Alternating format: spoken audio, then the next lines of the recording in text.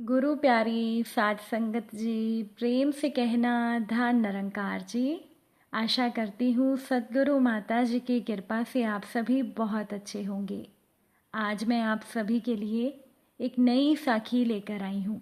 साध संगत जी, कभी भी किसी बात की पूरी सच्चाई जाने बिना किसी दूसरे पर इल्ज़ाम ना लगाएं। आज की साखी का विषय यही है। चलिए सुनते हैं आज की ये साखी। साध संगत जी, राधिका जी के बेटी और दामाद घर पर आने वाले थे, तो राधिका जी ने अपनी बहू मोना से कहा, ये क्या बहू, तुमने तो अभी तक मेरी बेटी के कमरे की सफाई तक नहीं की। थोड़ी ही देर में मेरी बेटी और दामाद आ जाएंगे, तब तक तुम उनका कमरा साफ कर देती। अब राधिका जी ने अपनी बहू मोना को ये बात डांटते हुए कही, तो मोना ने हैरानी से कहा, माँ जी, मैंने अभी तो सफाई की है, अब दोबारा सफाई करके क्या मिलेगा। राधिका जी गुस्से में कहने लगी कि तुम्हें तो घर आए हुए मेहमानों की खातिरदारी भी करनी नहीं आती। अरे, मेरा दामाद ना जाने हमारे बारे में क्या क्या सोचेगा। और खाना तो तुमने बना लिया ना, अब ये बताओ कि तुमने खाने में क्या क्या बनाया है। मोना कहने लगी, माँ जी, आज मैंने खाने में दाल चावल और लौकी की सब्जी बनाई है। राधिका जी गुस्से में बोल पड़ी, बस इतना ही? अरे, इस घर का दामाद आ रहा है और तुमने इतना सीधा साधा खाना बना लिया। क्या दामाद के आने पर लौकी बनती है? अगर तुम्हें खाना बनाने में आलस आ रहा था तो तुम मुझे कह देती। अभी भी मेरे शरीर में इतनी जान तो है कि मैं अपनी बेटी और दामाद के लिए अच्छा खाना बना पाऊँ। तुम यहाँ से चली जाओ, मैं उनके लिए पकवान बनाती हूँ। मोना बोल पड़ी, अरे माँ जी, मैंने उन लोगों से पूछा था, उन लोगों ने खुद ही मुझे कहा था सीधा साधा खाना बनाने को। और पहले जब वो लोग घर पर आए थे तब मैंने उनके लिए बहुत से पकवान बनाए थे। तभी उन्होंने मुझे कह दिया था कि मैं उनके लिए सीधा खाना ही बनाया करूं। अब उन लोगों ने ही मना कर दिया है तो मैं क्या करती। राधिका जी कहने लगी, अरे वो लोग ऐसे कैसे नहीं खाएंगे। अगर तुम उनके सामने खाना परोसोगी तभी तो वो खाएंगे। और तुम यहाँ से जाओ, मुझे मालूम है कि मुझे मेरी बेटी और दामाद के लिए क्या बनाना है। मैं अच्छे से जानती हूँ। अब ये मत कहना कि ये रसोई तुम्हारी है और मैं तुम्हारा राशन बर्बाद कर रही हूँ। अब सास की बातें सुनकर मोना चुपचाप अपने कमरे में चली गई और राधिका जी रसोई में जाकर पकवान बनाने की तैयारी करने लगी। मोना जानती थी कि सास को समझाने का कोई फ़ायदा नहीं, इसीलिए मोना ने चुपचाप वहाँ से जाना ही ठीक समझा। साध संगत जी, राधिका जी अभी 3-4 महीने पहले ही अपने बेटे और बहू के साथ रहने के लिए आई थी। पहले वो गांव में रहती थी और तब उनके पति जीवित थे। पति की मृत्यु के बाद उनका बेटा उन्हें लेकर शहर में आ गया। वैसे तो पहले भी मोना की ननद और नंदोई कई बार उन लोगों के घर पर आते रहते थे, इसीलिए मोना उनकी पसंद नापसंद के बारे में अच्छे से जानती थी। लेकिन इस बार तो राधिका जी घर पर थी, तो उन्हें लग रहा था कि उनकी बहू बेटी और दामाद की अच्छे से खातिरदारी नहीं कर रही। इसीलिए आज राधिका जी खुद ही पकवान बनाने में लग गई थी। जब दोपहर में राधिका जी की बेटी और दामाद घर पर आए तो मेज पर सीधा साधा खाना देखकर राधिका जी का दामाद कहने लगा, अरे आज तो बहुत अच्छा खाना बना है, देखकर ही मेरी भूख बढ़ गई है। दोनों हाथ मुंह धोकर खाना खाने के लिए बैठ गए और तब तक रसोई के अंदर से राधिका जी तरह तरह के पकवान लेकर आई और दामाद के सामने रखते हुए कहने लगी, अरे बेटा, आप ये सीधा साधा खाना क्यों खा रहे हैं? मैंने तो आपके लिए बहुत कुछ बनाया है। दामाद कहने लगा, माँ जी, आपको इतना परेशान होने की क्या ज़रूरत थी। भाभी को तो पता ही है कि हमें खाने में क्या पसंद है। वैसे भी हम यहाँ पहली बार नहीं आए और वैसे भी तेल मसाले वाला तला भुना खाना हमें नुकसान करता है, इसलिए हम तो सीधा साधा खाना ही खाएंगे। और अब तो हम यहाँ 3 दिन रुकने वाले हैं, तो क्या रोज़ ही हम पकवान खाएंगे? वैसे भी डॉक्टर ने हमें ज़्यादा तेल मसाले वाला खाना खाने के लिए मना किया है। राधिका जी का तो चेहरा उतर गया, तो उनकी बेटी उन्हें समझाते हुए कहने लगी, माँ, आज के समय में खातिरदारी का मतलब केवल तला भुना हुआ खाना नहीं होता। बस लोगों का व्यवहार सही रहे, परिवार में सब एक दूसरे से प्यार से बात करें, यही सबसे बड़ी बात है। और जहाँ तक रही खाने पीने की बात, तो स्वास्थ्य के लिहाज से सीधा सादा खाना ही हमारे लिए अच्छा रहता है, तो हम तो वही खा रहे हैं। फिर इतने पकवान बनाने की ज़रूरत नहीं है। इस वजह से अगर तबीयत खराब हो गई तो खातिरदारी करवाना ही भारी पड़ जाएगा। अब आपने इतने मन से बनाया है तो हम थोड़ा से ले लेते हैं, लेकिन अगली बार से आप मेहनत मत करना। राधिका जी ने बहू की ओर देखते हुए कहा, बहू मुझे तो लगा था कि तुम जानबूझकर पकवान नहीं बनाना चाहती, लेकिन अब मुझे समझ में आ गया है कि तेल मसाले वाला खाना शरीर के लिए नुकसान करता है। तो आज के बाद मैं इन बातों में बीच में नहीं बोलूँगी। तुम सबकी सेहत का ध्यान रखकर अच्छा खाना बनाना, बस मैं तो तुम्हारी मदद कर दिया करूँगी। राधिका जी की बात सुनकर वहाँ पर मौजूद सभी लोग मुस्कुरा उठे और सभी ने साथ बैठकर बड़े ही प्यार से खाना खाया। साथ संगत जी, किसी के घर जाकर अपनी खातिरदारी करवाने के चक्कर में अपना स्वास्थ्य मत खराब कीजिएगा और किसी भी बात को जाने बिना किसी दूसरे इंसान पर इल्ज़ाम तो बिल्कुल मत लगाइएगा। अब यूं ही एक घर परिवार की बात है। ये घर परिवार में घर की सास ललता जी जैसे ही पूजा करके घर से बाहर निकली, उनकी नज़र अपनी काम वाली बाई रमा पर पड़ गई।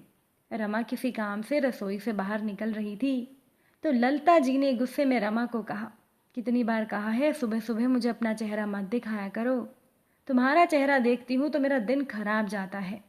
अब रमा ये फटकार सुनकर सहम गई और रसोई में लौट आई। रसोई में ललता जी की बहू अनीता नाश्ते की तैयारी कर रही थी। अनीता ने रमा से कहा, जाने दो दीदी, मेरी सास जुबान की तेज़ है पर उनका दिल बहुत साफ है। रमा की आंखों में आंसू थे, लेकिन फिर भी उसने कुछ नहीं कहा, क्योंकि वो वर्षों से इस घर में काम कर रही थी और ऐसे ही वो ललता जी की डांट सुनती थी। और ललता जी रमा को नौकरानी से ज़्यादा कुछ नहीं समझती थी, बार बार उसे डांटती थी। ऐसा लगता था कि जैसे रमा उस घर के काम करने वाली ना होकर उनकी गुलाम हो। लेकिन फिर भी 2 समय की रोटी के लिए रमा चुपचाप सब सहन कर रही थी। बहुत से घरों में वो काम करती थी तो उसे काफ़ी लोग ऐसे मिल जाते थे, और अगर वो ऐसे लोगों की बातों का बुरा मानकर काम छोड़ देती तो फिर उसका पेट कैसे भरता। वैसे भी रमा बहुत गरीब थी। घर में उसकी एक बुजुर्ग सास थी जो बीमार रहती थी, उनकी दवाई में ही काफ़ी पैसा लग जाता था। रमा का पति भी मजदूरी करता था। दोनों पति पत्नी मिलकर बड़ी मुश्किल से घर चला रहे थे। एक बार तो रमा की तबीयत खराब हो गई तो वो 5 दिन काम पर नहीं आई। उस दौरान ललता जी ने उसे काम से निकालने की धमकी दी, लेकिन घर की बहू अनीता ने सारी बात संभाल ली। अनीता ने सास को कहा, माँ जी, अगर हम नई नौकरानी रखेंगे और उसकी तबीयत खराब हो गई तो क्या हम रोज रोज नई नौकरानी ढूंढेंगे? कुछ ही दिनों की बात है, फिर रमा काम पर आ जाएगी, सब पहले जैसा हो जाएगा। और जब तक रमा यहाँ नहीं है तो मैं घर के काम संभाल लेती हूँ। बहू के समझाने पर ललता जी थोड़ी शांत हुई। 5 दिन के बाद रमा काम पर लौट आई। सब वैसे ही चलने लगा। अब एक दिन रात के खाने के बाद ललता जी ने अपनी बहू से कहा कि जाओ जाकर सभी के लिए दूध ले आओ। अब अनीता दूध लाने के लिए रसोई में चली गई, लेकिन अनीता खुद दूध नहीं पीती थी क्योंकि उसके शरीर में कुछ इन्फेक्शन था। इसकी वजह से डॉक्टर ने अनीता को दूध पीने से मना किया था। जब अनीता को दूध लाने में देरी हो गई तो ललता जी बहू के पीछे पीछे चली गईं।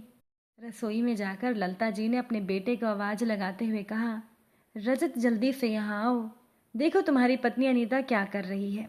सास की आवाज़ सुनकर अनीता घबरा गई और रजत भी रसोई में पहुँचा। रजत को ललता जी कहने लगी, देख बेटा, तुम्हारी पत्नी दूध चुराकर अलग से दूध रख रही है। आज मैंने खुद इसे देख लिया। अगर इसे दूध पीना ही था तो ये चोरी क्यों कर रही है? पूरे परिवार के साथ दूध पी सकती थी, लेकिन इसने ऐसा क्यों किया? तुम्हारी पत्नी चोर है और ये घर में यूं ही चोरी करती होगी। आज तो ये दूध की बात है, लेकिन अगर इसकी आदत बन गई तो ये पूरे घर को बेच कर खा जाएगी। अनीता रोने लगी। रजत भी हैरान खड़ा माँ की बात सुन रहा था। रजत कहने लगा, माँ ये दूध क्यों चुराएगी?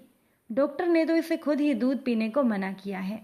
अब राधिका जी हैरानी से बेटे की ओर देखते हुए बोली, इसे डॉक्टर ने दूध के लिए क्यों मना किया है और कब मना किया? मुझे तो नहीं पता। तब अनीता ने ही सारी बात अपनी सास को बता दी कि डॉक्टर ने बताया है मेरे शरीर में इन्फेक्शन है, इसीलिए मुझे दूध के लिए मना कर दिया गया है, और डॉक्टर ने मुझे तेल मसाले वाला खाना भी मना किया है और भी बहुत से परहेज बताए हैं माँ जी, इसीलिए मैं दूध नहीं पीती। ये कहकर अनीता चुप हो गई। तो ललिता जी ने दूध को देखकर कहा, अगर तुम्हें दूध नहीं पीना था तो तुमने ये दूध अलग क्यों निकाला है? अनीता ने धीरे से कहा, माँ जी ये दूध रमा के लिए निकाला है। अब ललिता जी ने गुस्से में कहा, उसे दूध देने की क्या ज़रूरत है, चाय तो वो पीती ही है ना। अनीता कहने लगी, माँ जी आप रमा को इस घर की नौकरानी समझती हैं, तो उसके लिए चाय भी आप केवल नाम मात्र दूध डालकर ही बनाती हैं। मुझे उससे भी कुछ लेना देना नहीं, लेकिन आपको नहीं पता कि रमा के घर पर संतान का जन्म होने वाला है, इसीलिए उसने 5 दिन की छुट्टी भी ली थी और उसकी तबीयत बहुत खराब हो गई थी। तो डॉक्टर ने रमा को हरी सब्जियां, दूध, फल और पौष्टिक खाना खाने के लिए कहा है, लेकिन उस गरीब के पास इतना पैसा कहाँ है। इसीलिए जब भी घर में खाना बनता है तो मैं उसे थोड़ा सा खाना दे देती हूँ ताकि वो भी अच्छा खाना खा सके। जब मैं फल खाती हूँ तो उसे थोड़ा सा फल दे देती हूँ और दूध में से भी मैं 1 कप दूध निकाल कर उसे पिला देती हूँ। और हाँ माँ जी, 1 कप दूध उसे देने से हम गरीब नहीं बन जाएंगे, लेकिन मुझे डर लगता था कि अगर इस बात के बारे में आपको पता चल गया तो आप इनकार कर देंगी। वैसे भी आप तो उसे घर की नौकरानी नहीं गुलाम समझती हैं और उसके लिए तो आपके दिल में दया भी नहीं है। इसीलिए माँ जी मैंने आपको इस बारे में कुछ भी नहीं बताया। लेकिन माँ जी वो काम करने वाली कोई मशीन नहीं है, वो एक इंसान है और इंसानियत के नाते हम मुश्किल समय में उसकी मदद तो कर ही सकते हैं। बस यही करने की मैं कोशिश कर रही थी। मुझे माफ़ करिएगा, मैंने आपसे ये बात छिपाई, लेकिन किसी की भलाई के लिए मुझे जो ठीक लगा मैंने वो कर दिया। इतना कहकर अनीता ने सर झुका लिया। सारी सच्चाई जानने के बाद ललिता जी ने धीरे से कहा, बहू तुमने अच्छा काम किया, लेकिन तुम्हारा तरीका गलत था और शायद उसकी वजह मेरा व्यवहार ही है, क्योंकि मैं शुरुआत से ही रमा को गुलाम समझती हूँ। तो तुम भी क्या करती, लेकिन आज तुम्हारी बातों ने मुझे मेरी गलती का एहसास करवा दिया और मुझे अपना समय याद आ गया। उस समय घर में सब कुछ मौजूद होने के बावजूद मेरी सास ने खाने पीने में बहुत रोक टोक लगा दी थी। तुम रमा का जैसे ध्यान रखना चाहती हो रखो, मैं तुम्हें नहीं रोकूंगी। और हाँ, मैं दूध बढ़ा देती हूँ ताकि उस गरीब को भी दूध मिल जाए। अब सास की ये बात सुनकर अनीता ने आगे बढ़कर सास को गले से लगा लिया। रजत भी खुश हो गया कि उसकी पत्नी कितना अच्छा काम कर रही थी। उस दिन के बाद से ललिता जी ने घर में कभी भी रमा के साथ दुर्व्यवहार नहीं किया था, बल्कि अब तो ललिता जी भी रमा के साथ इंसानियत का रिश्ता निभाने लगी थी। तो साथ संगत जी, उम्मीद करती हूँ कि आज की ये साखी आपको ज़रूर पसंद आई होगी। अगर अच्छी लगी हो तो कमेंट में ज़रूर बताइएगा। चैनल पर नए हैं तो सब्सक्राइब करके जाइएगा। आप सभी से फिर मुलाकात होगी एक नई साखी के साथ। साथ संगत जी प्यार से कहना, धन निरंकार।